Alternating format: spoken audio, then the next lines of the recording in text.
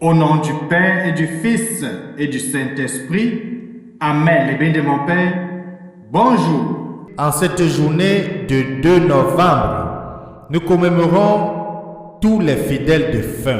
C'est aussi un jour spécial dans l'Église, c'est un jour spécial dans notre foi. Les bénis de mon Père, la prière pour les morts appartient à la plus ancienne tradition chrétienne. Il est donc naturel qu'au lendemain de la fête de ceux qui sont entrés dans l'intimité sacrée de Dieu, hier nous avons célébré de tous les saints, que notre sollicitude se porte vers nos frères et sœurs qui sont morts dans l'espoir de la résurrection et qu'elles embrassent aussi tous les morts dont seul le Seigneur connaît la foi. Aujourd'hui, de façon spéciale, même les prêtres ont le privilège de célébrer 3 messes. Ils ne peuvent cependant recevoir l'honoraire que pour une seule de ces messes.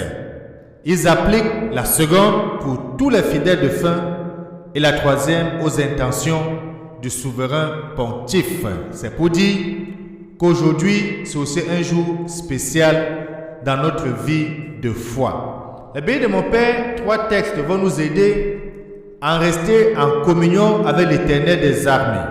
Le premier texte au livre de Sagesse, au chapitre 3, les versets 1 à 9, dans lequel le sage va nous dire que les âmes des justes sont dans la main de Dieu et aucun tourment n'a de prise sur eux. Cela doit nous réconforter parce que de plus en plus on voit des gens qui ont peur de la mort. Dans la deuxième lecture, qui est la lettre de Saint Paul apôtre aux Corinthiens, sa première lettre précisément, 1 Corinthiens chapitre 15, les versets 51 à 57, Saint Paul va dire que la mort a été engloutie dans la victoire. Et c'est pour ça qu'il va nous inviter à rendre grâce à Dieu qui nous donne la victoire par notre Seigneur Jésus-Christ qui, en mourant sur la croix, nous a rachetés. Et ensuite, les bénis de mon Père, nous allons entrer dans l'évangile de Jésus-Christ selon Saint Matthieu au chapitre 25. Je vous invite à lire le verset 31 à 46. Dans ce péricope, dans cet extrait d'évangile, le Seigneur va vous appeler les bénis de mon Père. Et il va dire que vous, qui êtes les bénis de mon Père, vous êtes appelés à recevoir en héritage le royaume. Vous comprenez pourquoi j'aime bien vous appeler les bénis de mon Père, parce que justement, vous êtes les bénis de votre Père, qui est notre Père et qui est le Père de l'humanité. Ouvrons donc nos cœurs, apprêtons les textes d'aujourd'hui. Et je vous invite, chacun qui est en train d'écouter cette méditation, de faire la liste des défunts de sa famille qu'il connaît. Apprête la liste de tous ceux qui sont décédés dans ta famille dont tu as encore mémoire. Aujourd'hui, l'Église et nous aussi, nous allons prier et penser à tous nos défunts, à tous nos fidèles défunts. C'est pour cela que je vous invite donc particulièrement à ouvrir grandement nos oreilles, à écouter cet extrait de poème que je vous partage. Ce poème qui a été rédigé par Birago Diop, un célèbre auteur-écrivain sénégalais. Je tiens déjà à vous dire en avance, il était animiste. Mais ce qu'il dit dans le poème, ce n'est pas pour nous amener dans l'animisme. Mais à partir de ce qu'il dit, nous allons développer pour dire que même pour ceux qui ne croient pas en Dieu, s'ils pensent que les morts ne sont pas morts, combien de fois nous autres les chrétiens, à qui Jésus-Christ nous a montré la voie de la résurrection. Je vous invite donc maintenant à l'écoute. Bienvenue. Écoute plus souvent les choses que les êtres. La voix du feu s'entend. Entends la voix de l'eau. Écoute dans le vent. Le puissant en sanglots. C'est le souffle des ancêtres. Ceux qui sont morts ne sont jamais partis. Ils sont dans l'ombre qui s'éclaire. Ils sont dans l'arbre qui frémit. Ils sont dans le bois qui gémit. Ils sont dans la foule. Ils sont dans l'eau qui coule. Ils sont dans l'eau qui dort. Ils sont dans les rives du fleuve. Ils sont sont les souffles qui se meuvent. Ils sont les souffles qui demeurent.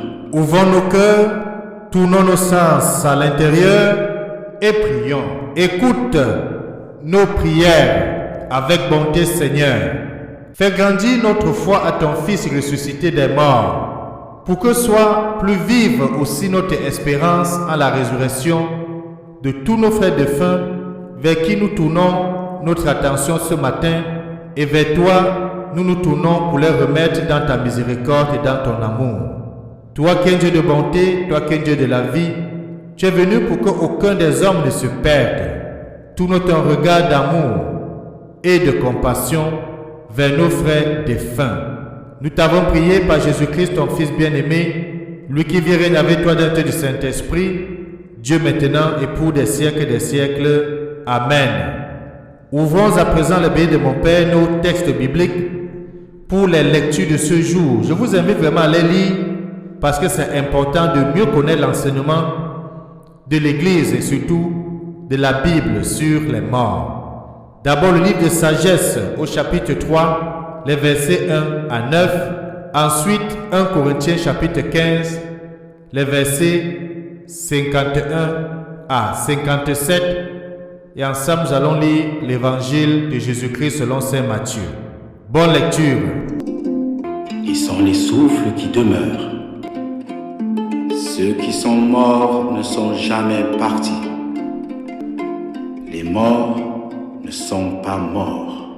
J'en suis sûr, je verrai les bontés du Seigneur sur la terre des vivants. Le Seigneur est ma lumière et mon salut. De qui aurais-je crainte? Le Seigneur est le rempart de ma vie. Devant qui tremblerai-je? J'ai demandé une chose au Seigneur, la seule que je cherche, habiter la maison du Seigneur tous les jours de ma vie, pour admirer le Seigneur dans sa beauté et m'attacher à son temple. J'en suis sûr, je verrai les bontés du Seigneur sur la terre des vivants. Écoute, Seigneur, je t'appelle. Pitié, réponds-moi. Mon cœur m'a redit ta parole. Cherchez ma face. J'en suis sûr, je verrai les bontés du Seigneur sur la terre des vivants.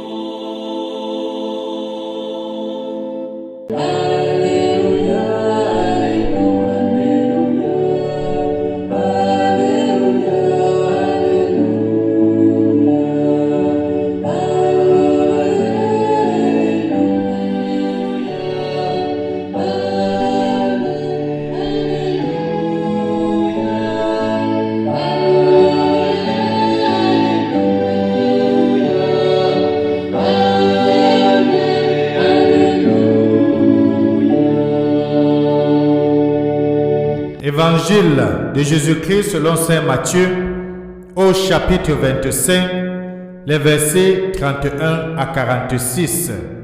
En ce temps-là, Jésus disait à ses disciples: quand le Fils de l'homme viendra dans sa gloire et tous les anges avec lui, alors il siégera sur son trône de gloire. Toutes les nations seront rassemblées devant lui. Il séparera les hommes les uns des autres, comme le berger sépare les brebis des boucs. Il placera les brebis à sa droite et les boucs à gauche. Alors le roi dira à ceux qui seront à sa droite: venez les bénis de mon Père, recevez en héritage le royaume préparé pour vous depuis la fondation du monde. Car j'avais faim et vous m'avez donné à manger. J'avais soif et vous m'avez donné à boire. J'étais un étranger et vous m'avez accueilli. J'étais nu et vous m'avez habillé. J'étais malade et vous m'avez visité. J'étais en prison et vous êtes venus jusqu'à moi. Alors les justes lui répondront, Seigneur, quand est-ce que nous t'avons vu? Tu avais donc faim et nous t'avons nourri. Tu avais soif et nous t'avons donné à boire. Tu étais un étranger et nous t'avons accueilli. Tu étais nu et nous t'avons habillé. Tu étais malade ou en prison. Quand sommes-nous venus jusqu'à toi? Et le roi leur répondra, Amen, je vous le dis, chaque fois que vous l'avez fait à l'un de ces plus petits de mes frères, c'est à moi que vous l'avez fait. Alors il dira à ceux qui seront à sa gauche, allez-vous-en loin de moi, vous les maudits, dans le feu éternel préparé pour le diable et ses anges. Car j'avais faim et vous ne m'avez pas donné à manger. J'avais soif et vous ne m'avez pas donné à boire. J'étais un étranger et vous ne m'avez pas accueilli. J'étais nu et vous ne m'avez pas habillé. J'étais malade et en prison et vous ne m'avez pas visité. Alors ils répondront eux aussi, Seigneur, quand avons-nous vu avoir faim, avoir soif, être nu, étranger, malade ou en prison, sans nous mettre à ton service? Il leur répondra, Amen. Je vous le dis, chaque fois que vous ne l'avez pas fait à l'un de ces plus petits, c'est à moi que vous ne l'avez pas fait. Et ils s'en iront, ceux-ci au châtiment éternel, et les justes à la vie éternelle. Acclamons la parole de Dieu. Louange à toi, Seigneur Jésus-Christ. Venez les bénis de mon Père. Recevez en héritage le royaume préparé pour vous depuis la fondation du monde. Les bénis de mon Père. Je suis heureux de partager avec vous cet évangile dont la dénomination est prise pour notre méditation de tous les jours. Soyons dans l'allégresse et dans la joie parce que le royaume des cieux est préparé depuis la fondation du monde pour les bénis de mon Père, que vous êtes, que je suis et que nous sommes. Mais seulement les bénis de mon Père pour hériter le royaume et être appelé béni de mon Père par le roi, il faut accomplir un certain nombre de choses. Il faut mettre à la lettre la recommandation de Saint Jacques qui dit que la foi sans des œuvres est une foi vaine, est une foi morte. Notre foi doit être une foi agissante. Puisque la parole de Dieu, elle aussi, elle est vivante, elle est agissante. On ne peut pas dire qu'on croit en Dieu et rester dans notre confort habituel. On peut prétendre être disciple du Christ et faire le témoignage des bouts des lèvres sans faire le témoignage par des actes concrets dans notre société. Et c'est pour ça que dans l'évangile, nous le comprenons mieux. Jésus dit, chaque fois que tu as rendu visite à un prisonnier, à un malade, tu as nourri quelqu'un qui avait faim, tu as donné à boire à un assoiffé, c'est à lui que tu l'as fait. Donc, en d'autres termes, des petits gestes au quotidien, les actes de notre vie, les actes de solidarité, les actes d'amour, les actes de charité au nom de Jésus et avec Jésus sont des actes qui nous conduisent à la vie éternelle. Et aujourd'hui, nous pouvons penser à nos fidèles de fin puisque c'est la mémoire des fidèles de fin. Et je veux le rappeler, les bénis de mon Père, que le poème que nous avons écouté de Bigago Diop, dont le titre est Le Souffle, il dit clairement que les morts ne sont pas morts. Ils sont dans le vent, ils sont dans ceci, dans cela. Mais ce qui est fondamental pour moi ce matin, ce n'est pas de mettre dans notre esprit l'animisme. Ce n'est pas de vanter l'animisme. C'est d'aller de l'animisme et de retrouver ce que nous avons aujourd'hui comme vie de foi. Voilà quelqu'un qui ne croit pas en un Dieu. Voilà quelqu'un qui ne croit pas à la résurrection, mais pourtant qui croit que la vie ne s'arrête pas avec la mort. Il croit que la mort est vaincue et que la vie continue même au-delà de la mort. C'est ce que je veux que nous retenons aujourd'hui. Si ceux qui ne croient pas en Dieu pensent à cela, combien de fois toi, le béni de mon Père, ou dans l'évangile d'aujourd'hui, le Seigneur dit très clairement que lors du jugement, il y aura ceux qui seront pour la vie éternelle et ceux qui seront pour les temps de feu. Et d'autres personnes diront même que, même dans les temps de feu, ils vont vivre éternellement, mais dans la souffrance. Et le feu éternel, puisque c'est bien dit, allez-vous-en loin de moi, vous les maudits, dans le feu éternel, préparé pour le diable et ses anges. Mais ça sera une vie éternelle dans la souffrance. Ce sera une vie éternelle dans la douleur. Ce sera une vie éternelle dans les regrets. Mais toi que le béni de mon Père, si tu appliques ta foi, si tu mets ta foi de façon qu'elle soit une foi agissante, tu seras dans l'éternité, l'éternité avec le Seigneur, avec notre Dieu. C'est pour ça qu'il dit, recevez un héritage du royaume préparé pour vous. Ce royaume où il n'y a pas de faim, ce royaume où il n'y a pas de soif, ce royaume où on n'est pas nu, ce royaume où l'autre est considéré, ce royaume dans lequel la dignité de la personne humaine est au cœur des actions et des activités, ce royaume dans lequel nous sommes en communion parfaite avec Dieu. C'est pour cela que le béni de mon Père, il est important de prier pour nous morts. Ce n'est pas le jour des morts que nous célébrons, mais c'est la fête des vivants. Ceux qui sont passés sur l'autre rive sont aussi et davantage vivants que nous. Sinon, l'Église n'y penserait même pas. Le seul fait de cette journée est attestation d'une certitude absolue. Ceux qui ont quitté cette vie sont entrés dans la vie, c'est-à-dire vie grand V, sa vie, c'est-à-dire la vie du Christ. Pour le signifier, on dépose aujourd'hui des fleurs sur des tombes. Ne sont-ils pas entrés dans leur éternel printemps si nous sommes dans les pays où on peut parler des saisons, le printemps, l'automne, l'hiver et autres? Par exemple, en Pologne, on allume des cierges. Les cimetières, en ce soir de 2 novembre, en deviennent de brillantes constellations. Pourquoi alors le bien de mon Père prier pour les défunts? Un enfant m'en a donné l'explication le plus juste, la plus simple, comme seul un enfant pouvait le faire, c'est-à-dire un cœur simple, un cœur de simplicité. Le nouveau-né ne voit pas tout de suite.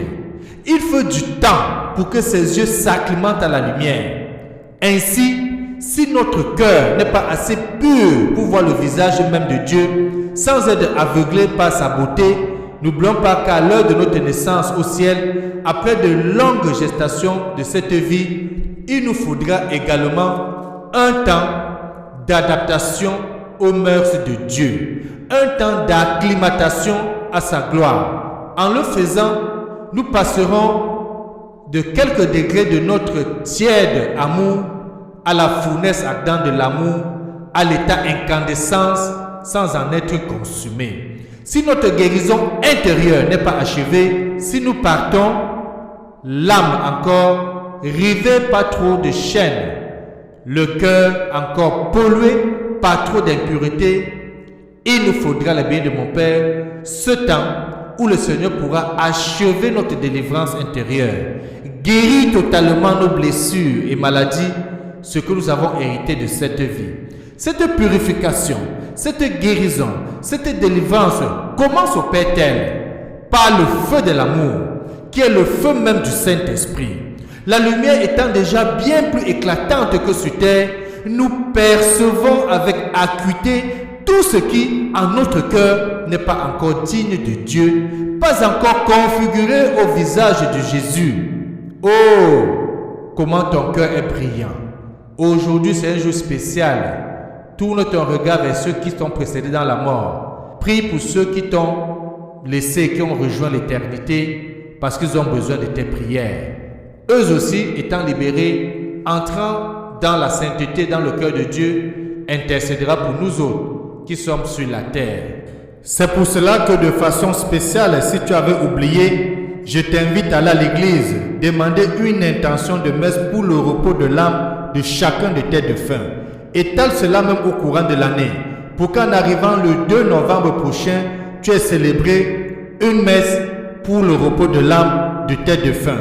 Allume une bougie aujourd'hui à l'église aussi, pour ceux qui sont décédés, mais surtout si tu avais oublié, va nettoyer la tombe de tes parents, va nettoyer la tombe de tes amis, va nettoyer la tombe de tes défunts qui sont déjà au ciel. Blanchis, mets de l'ordre, pose un geste d'affection et d'amour pour eux. Les morts ne sont pas morts. Et que Dieu Tout-Puissant nous bénisse et nous garde, lui qui est Père, Fils et Saint-Esprit. Amen. Bonne journée.